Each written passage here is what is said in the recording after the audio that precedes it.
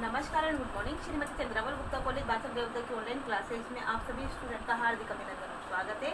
आज हम BSTC first year का पेपर है भाषा संज्ञान और समाज पाठ्यक्रम के संदर्भ में फोर्थ पेपर और यूनिट आपकी सेकंड है भाषा की प्रकृति एवं स्वरूप और टॉपिक है वाक्य संरचना के गुण। वाक्य संरचना के गुण में आपके 3 गुण मैंने पढ़ा है, सार्थकता, क्रमबद्धता और योग्यता।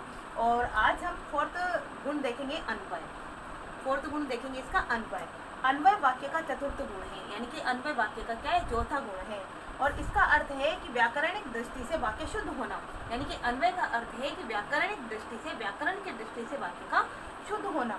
व्याकरण की दृष्टि से पुरुष, वचन, कारक आदि का सामंजस्य होना चाहिए, यानी कि व्याकरण की दृष्टि से जो वाक्य है उस वाक्य में पुरुष, वचन और कारक आदि का सामंजस्य होना चाहिए। जिस प्रकार का वाक्य उसी प्रकार का उसका पुरुष होना चाहिए, उसी प्रकार का उसका कारक होना चाहिए, उसी प्रकार का उसका वचन होना चाहिए। अतः इस आधार पर वाक्य के अन्वय की परिभाषा इस प्रकार दी जा सकती है, यानी कि वाक्य का जो अन्वय है उसकी परिभाषा इस प्रकार से दी जा सकती है कि वाक्य भाषा की वह सहज इकाई है, वाक्य भाषा की वह सहज इकाई है जिसमें एक या अधिक पद होते हैं। वाक्य भाषा की वह सहज इकाई है जिसमें एक या एक से अधिक पद होते हैं, जो अर्थ की दृष्टि से पूरा होता है। किसकी दृष्टि से? अर्थ की दृष्टि से। जो अर्थ की दृष्टि से पूरा होता है और व्याकरण की दृष्टि से शुद्ध होता है, यानी कि वाक्य अर्थ की दृष्टि से और व्याकरण की दृष्टि से शुद्ध और पूरा होता है। ऐसे वाक्य की इकाई में अन्वय ही अवश्य ही कम से कम क्रिया होती है। जो ऐसा वाक्य होता है उसमें कम से कम क्रिया होती है। नेक्स्ट टॉपिक है आपका वाक्य का संरचनात्मक विश्लेषण, यानी कि वाक्य का संरचनात्मक विश्लेषण किस प्रकार से किया जाता है। तो देखिए कि संरचना की दृष्टि से वाक्य के 2 भाग होते हैं। बिल्कुल, संरचना की दृष्टि से देखा जाए तो वाक्य के 2 भाग होते हैं, 2 भाग होते हैं। फर्स्ट है उद्देश्य और सेकंड है विधेय।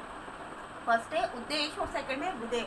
उद्देश्य वाक्य का वो भाग होता है जिसके विषय में कुछ कहा जाता है, यानी कि जिसके विषय में हम कुछ कह रहे हैं, जिसके बारे में हम कुछ कह रहे हैं, तो उसके जिसके विषय में हम कुछ कह रहे हैं वो वाक्य का उद्देश्य होता है। जैसे कर्ता के बारे में हम कुछ कह रहे हैं तो वो वाक्य का उद्देश्य है, वाक्य का विस्तार है जिसके बारे में हम कुछ कह रहे हैं। और विधेय वाक्य का वो भाग होता है जिसमें उद्देश्य के विषय में विस्तार से कुछ बताया जाए, यानी कि उद्देश्य के विषय में, यानी कि कर्ता के बारे में उसके कर्म करने की क्रिया को बताया जाए, उसके कर्म को बताया जाए, उसकी क्रिया को बताया जाए, उसके कर्म के फल को बताया जाए, तो ये उद्देश्य कहलाता है, ये विधेय कहलाता है। तो वाक्य का संरचनात्मक जो विश्लेषण होता है उसके 2 पार्ट होते हैं और 2 पार्ट में उद्देश्य और विधेय होता है।